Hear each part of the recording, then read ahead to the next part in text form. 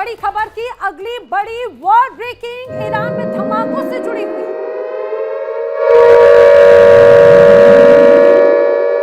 तो बड़ी खबर ईरान में धमाकों पर इजराइल का बयान आया है। ईरान में धमाकों पर क्या कहा इजराइल ने, जानिए। इजराइल ने कहा है कि हमने ईरान पर धमाके नहीं कराए हैं, धमाके के पीछे हमारा कोई हाथ नहीं है, ये इजराइल स्पष्ट कर चुका है। क्योंकि जिस तरह से आज ईरान के कुछ इलाकों में धमाके हुए, 4 लोगों की जान गई, कई इमारतों में आग लग गई। उसके बाद से हड़कंप है। सवाल ये कि आखिर इन धमाकों, इन हमलों के पीछे कौन है। चिंता जताई गई, सवाल उठाए गए और आशंका जताई गई इजराइल पर। अब इस पूरे धमाके को लेकर इजराइल की तरफ से बयान सामने आ चुका है। इजराइल ने कहा कि इन धमाकों से हमारा कोई लेना देना नहीं। लेकिन इस बीच एक और बड़ी खबर जो अमेरिका की चिंता बढ़ाएगा। ईरान ने अपनी ताकत दिखाई है, बड़ी वॉर ब्रेकिंग। तो बड़ी वॉर ब्रेकिंग है। हॉर्मुज ने, ईरान ने अपनी ताकत दिखाई है। स्ट्रेट ऑफ हॉर्मुज में ईरानी मिसाइल टनल की बात यहां पर देखने को मिली और यहां 1000 किलोमीटर मार करने वाली मिसाइलें तैनात की गई हैं। और ये समझिए कि जिस तरह से यहां पर युद्ध अभ्यास कर रहा है, ये सीधे सीधे अमेरिका को चेतावनी है, चेतावनी IRGC की तरफ से। क्योंकि जिस तरह से हॉर्मुज में यहां पर एक बड़े स्तर पर यहाँ युद्ध अभ्यास किया जा रहा है और अमेरिका ने उसको लेकर पहले ही स्पष्ट किया था कि किसी भी तरह की अगर कोई ऐसी गतिविधि पाई जाती है जो सही नहीं, तो उसका खामियाजा भुगतना पड़ेगा ईरान को, IRGC को। यह अमेरिका ने दो टूक कहा था। लेकिन और यहाँ पर जिस तरह से बताया जा रहा है, स्ट्रेट ऑफ हॉर्मुज सबसे महत्वपूर्ण, कितना खास ये इलाका माना जाता है। ये स्ट्रेट ऑफ हॉर्मुज हर लिहाज से, व्यापारिक लिहाज से कितना महत्वपूर्ण है। उस जगह पर ईरानी मिसाइल टनल की जानकारी, 1000 किलोमीटर मार करने वाली मिसाइलें इस इलाके में तैनात की गई हैं और ये एक तरह से शक्ति प्रदर्शन है। कहा जा रहा है कि वॉर एक्सरसाइज है, लेकिन ये सिर्फ वॉर एक्सरसाइज नहीं बल्कि शक्ति प्रदर्शन के जरिए अमेरिका को चेताने की कोशिश है ईरान की, कि ईरान की भी तैयारी बड़े स्तर पर है और अमेरिका कुछ भी करने से पहले 10 बार सोचे। वहीं अमेरिका और ईरान के बीच तनाव खतरनाक स्तर पर है। अमेरिका और ईरान के बीच ईरान दावा ये कर रहा है कि स्ट्रेट ऑफ हॉर्मुज पर उसका पूरा नियंत्रण है। उधर अमेरिका की चेतावनी है कि किसी भी उकसावे पर कड़ी और निर्णायक कार्रवाई होगी। अरब देश डरे हुए हैं, अरब लोग बेचैन हैं, अरब लीग बेचैन है और पूरी दुनिया बस एक ही सवाल पूछ रही है, क्या मिडिल ईस्ट एक और बड़ी जंग के मुहाने पर खड़ा है। हॉर्मुज पर जंग की आहट, लेकिन सवाल ये उठता है कि ईरान आखिर किन हथियारों से ये जंग लड़ेगा।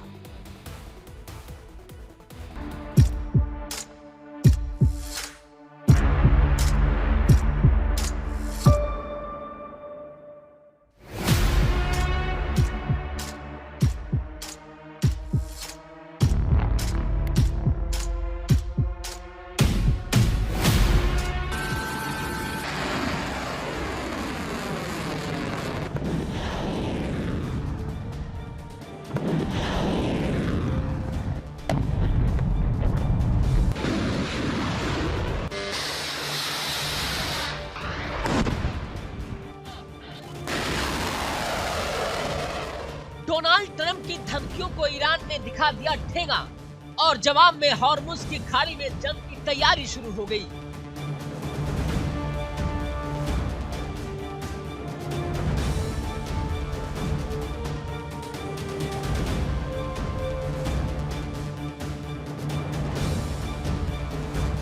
जहां से दुनिया का तेल बहता है, वहां बारूद की गंध है। ईरान की हरकतों से सिर्फ अमेरिका नहीं, पूरी दुनिया डर गई है।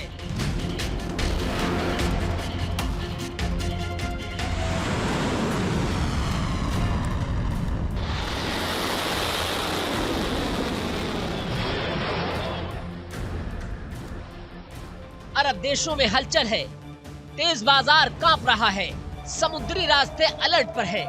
हॉर्मुज एक सकरा रास्ता, लेकिन असर पूरी दुनिया पर पड़ने वाला है। अगर यहाँ आग लगी तो सिर्फ मिसाइलें नहीं चलेंगी, दुनिया की अर्थव्यवस्था भी झुलस जाएगी।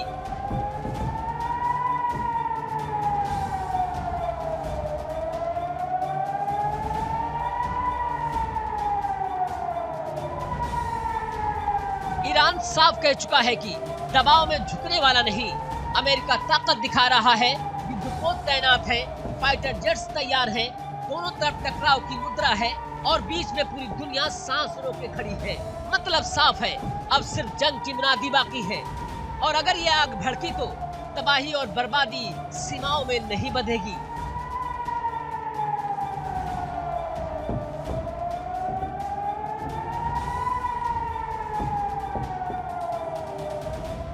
स्ट्रेट ऑफ हॉर्मुज दुनिया का सबसे संवेदनशील समुद्री रास्ता। यहीं से दुनिया का लगभग 20% तेल गुजरता है। अगर ये टकराव हुआ तो असर सिर्फ अमेरिका और ईरान तक सीमित नहीं रहेगा। तेल की सप्लाई रुकेगी, कीमतें उछाल मारेंगी और वैश्विक अर्थव्यवस्था हिल जाएगी। इसी डर की वजह से अरब देश खुले तौर पर टकराव नहीं चाहते।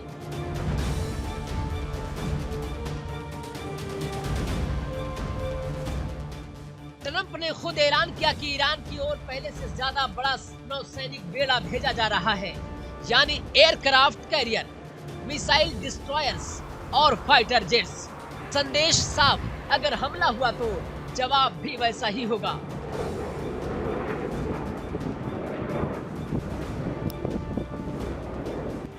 लेकिन ईरान भी पीछे हटने को राजी नहीं।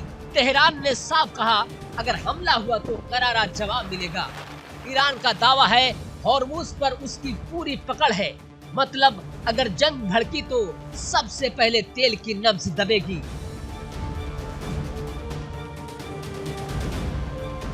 कुछ और बताएं उससे पहले ईरान की कमजोरी समझते हैं। ईरान के पास करीब 6 लाख सैनिक हैं। इसके अलावा रिवॉल्यूशनरी गार्ड में लगभग 2 लाख जवान हैं।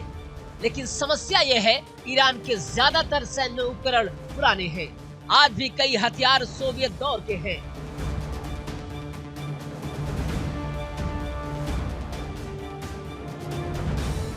अगर अमेरिका से जंग होती है तो थल सेना लगभग बेकार होगी। ईरान की वायुसेना भी कमजोर है, लेकिन ईरान की असली ताकत है ड्रोन और मिसाइल।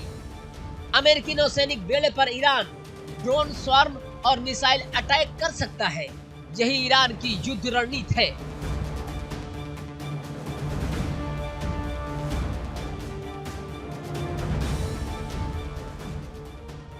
ईरान के पास मध्यम और लंबी दूरी की कई मिसाइलें हैं। शहाब 1330 किलोमीटर की रेंज, शहाब 2 500 किलोमीटर तक मार, 770 किलोग्राम का पेलोड। ये मिसाइलें मिडिल ईस्ट के कई ठिकानों को निशाना बना सकती हैं।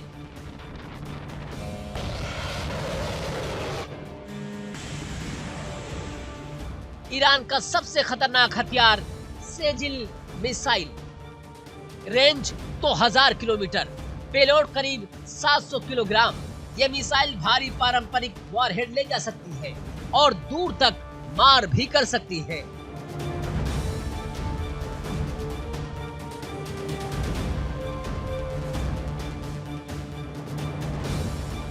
पिछले साल जून की जंग में ईरान ने हाइपरसोनिक फतेह मिसाइल दागने का दावा किया।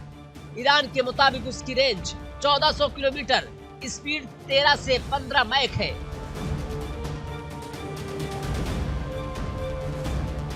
IRGC का दावा कि ये मिसाइलें किसी भी एयर डिफेंस सिस्टम को चीर सकती हैं।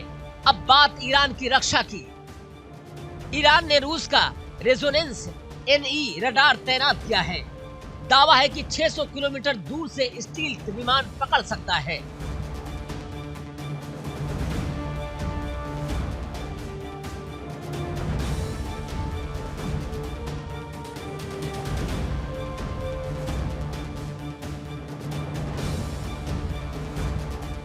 इसके अलावा ईरान के पास S-300 एयर डिफेंस सिस्टम है। ये एक साथ 100 टारगेट ट्रैक और 6 पर हमला कर सकता है।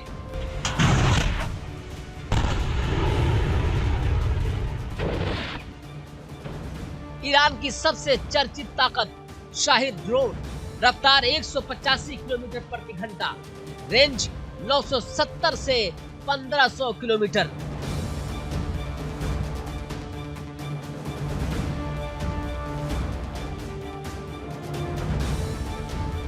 पैंतालीस किलो तक विस्फोटक ले जा सकता है। यूक्रेन युद्ध में इन्हीं ड्रोन ने दुनिया का ध्यान खींचा था।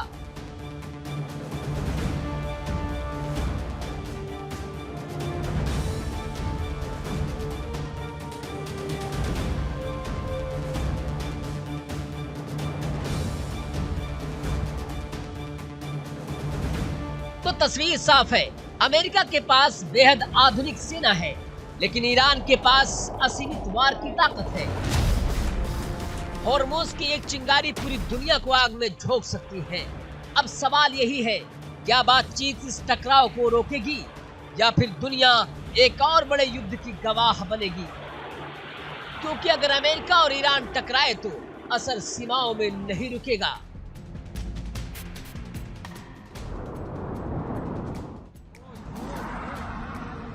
Bureau report, India daily.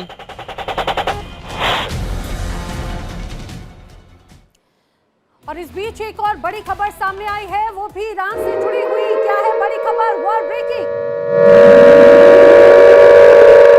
तो बड़ी खबर, ईरान में तनाव है क्योंकि ईरान के 6 शहरों में विध्वंसक धमाके हुए।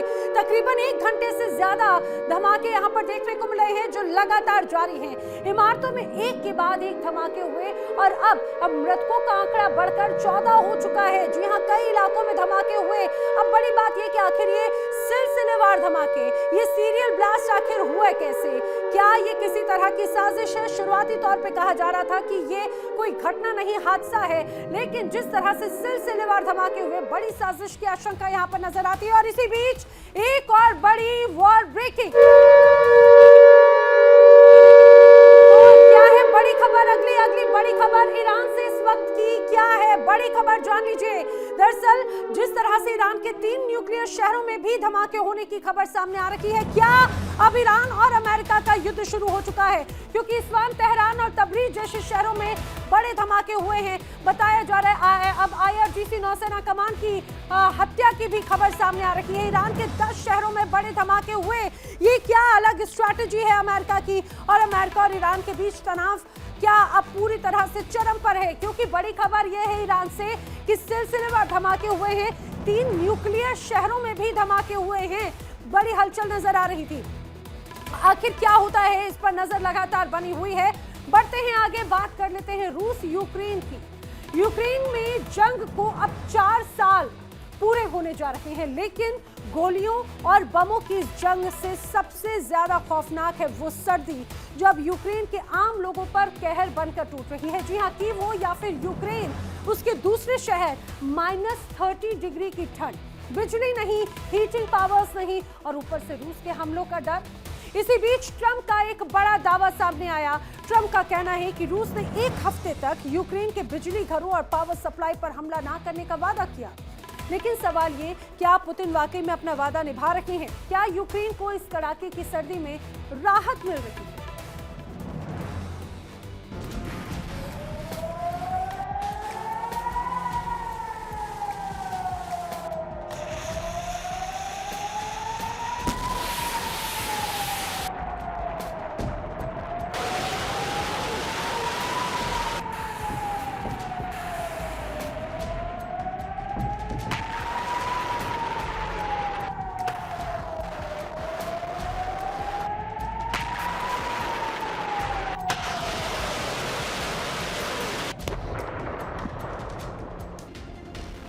जंग ये कोई एक दिन की घटना नहीं, ये 1-2 साल का टकराव नहीं, ये मुसलसल 4 साल से जारी आक्रमण है।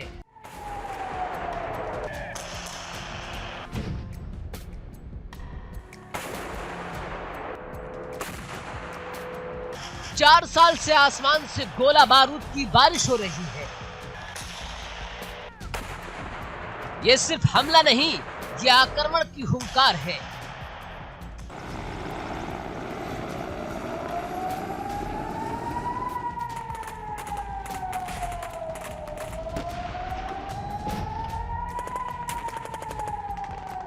जिसने शहरों को खंडहर में बदला और इंसानों को बेघर कर दिया।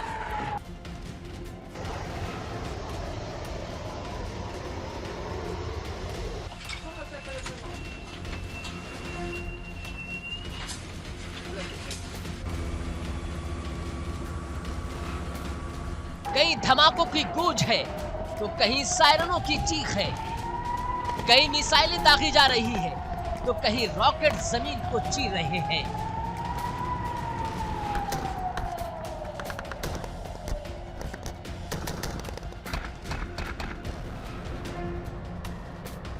सर्दी हो या गर्मी, मौसम नहीं देखती ये जंग।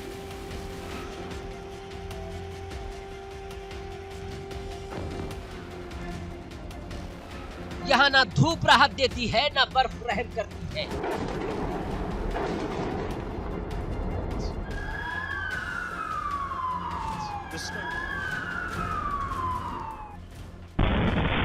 ठंड में ठिठुरते हुए लोग असल में ठंड से नहीं, जंग से कांप रहे हैं।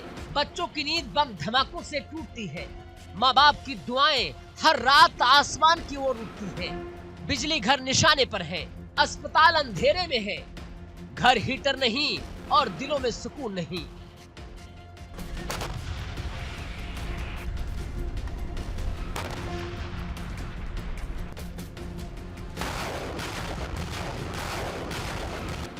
-डिग्री तापमान में जिंदगी जम रही है, लेकिन मिसाइलें अब भी तपिश के साथ उड़ रही हैं।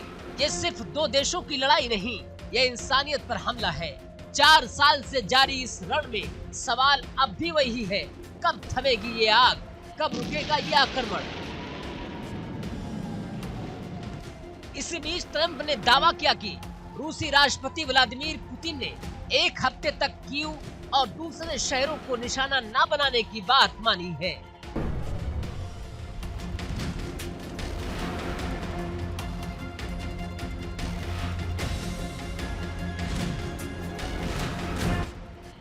ट्रंप के मुताबिक ये फैसला ऐसे वक्त में लिया गया जब यूक्रेन भीषण सर्दी से जूझ रहा है और आम लोगों की मुश्किलें कई गुना बढ़ चुकी हैं। हालांकि ट्रंप ने ये साफ नहीं किया कि पुतिन से ये बातचीत कब हुई और ये हमले रोकने की अवधि कब से मानी जाएगी।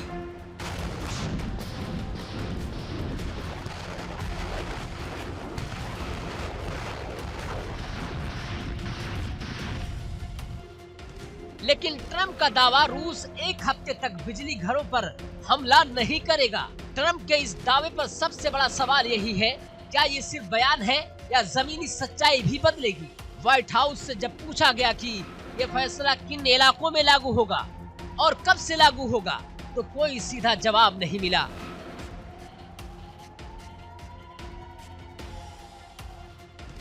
उधर क्रेमलिन यानी रूस की सरकार की तरफ से भी इस दावे को कोई आधिकारिक पुष्टि नहीं हुई है। यानी फिलहाल न अमेरिका ने साफ किया, न रूस ने हामी भरी। और इसी बीच ज़ेलेंस्की ने रूस की नीयत पर बड़ा सवाल खड़ा कर दिया है।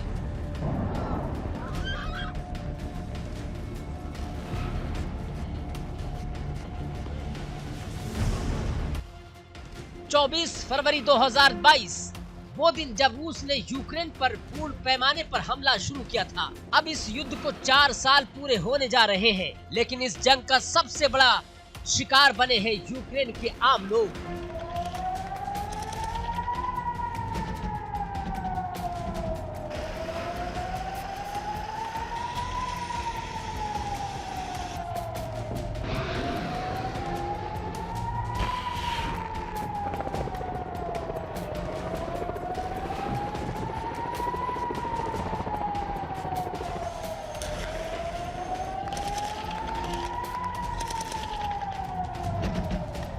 लगातार बमबारी, बिजली घरों पर हमले, ऊर्जा ढांचे को तबाह किया गया और नतीजा ये कि कीव समेत कई शहरों में घंटों बिजली गायब रहती है। और अब जब तापमान -30 डिग्री तक गिरने वाला है, तो हालात और भी डरावने हो गए हैं।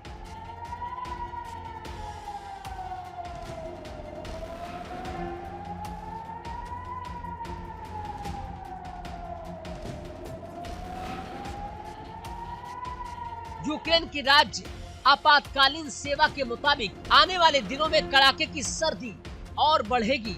हीटिंग सिस्टम ठप होगा, पानी जम रहा है और लोग ठंड से बचने के लिए अंडरग्राउंड मेट्रो स्टेशनों में शरण लेने को मजबूर हैं।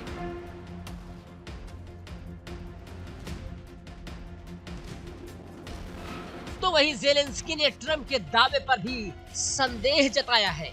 उनका कहना है कि पुतिन पर भरोसा करना खुद को धोखा देने जैसा होगा।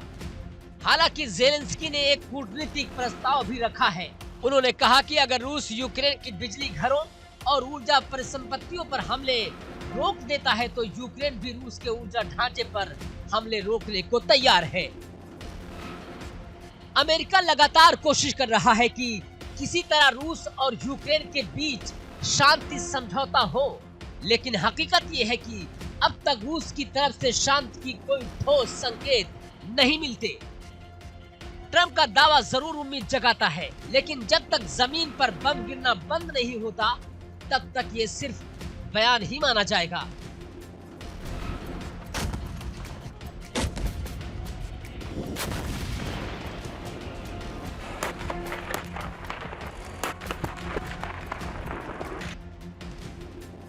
इस जंग में राजनीति अपनी जगह है, लेकिन सबसे बड़ा सवाल यूक्रेन के आम लोग, बुजुर्ग, बच्चे और बीमार लोग -30 डिग्री की ठंड में बिजली और हीटिंग के बिना कैसे जिंदा रहेंगे। अस्पतालों में जनरेटर पर इलाज चल रहा है और घरों में मोमबत्ती और लकड़ी के सहारे लोग रात काट रहे हैं। तो सवाल अब भी कायम है, क्या पुतिन वाकई एक हफ्ते तक हमले रोकेंगे या ये दावा भी पहले की तरह खोखला साबित होगा? क्या यूक्रेन को इस कड़ाके की सर्दी में थोड़ी राहत मिलेगी या जंग और ठंड दोनों मिलकर आम लोगों की जिंदगी और मुश्किल बना देंगे?